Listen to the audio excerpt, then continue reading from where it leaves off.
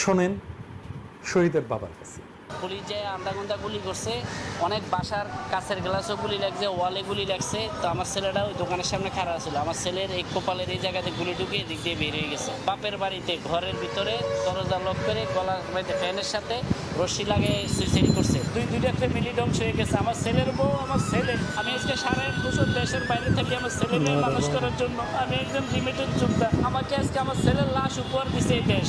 আমার তো এখন সব স্বপ্নই শেষ। আমার ছেলের একটা হাত চাইতো, একটা পাও চাইতো, আমি ভিক্ষা করে খাওয়াইতাম, রিক্সা চালাই খাওয়াইতাম। প্রিয় প্রবাসী ভাইরা, আপনারা শুনলেন তো আমাদেরই এক ভাইয়ের কথা। আপাতত 2 সপ্তাহ কোনোভাবেই আর একটা পয়সা পাঠাবেন না, কোনো দিক দিয়েই একটা পয়সা না। পরিবারকে বলবেন এই 2 সপ্তাহ একটু কষ্ট করুন। আর এক প্রবাসী ভাইয়ের সন্তান নিহত হওয়ার প্রতিবাদে 1 পয়সাও আর বাংলাদেশে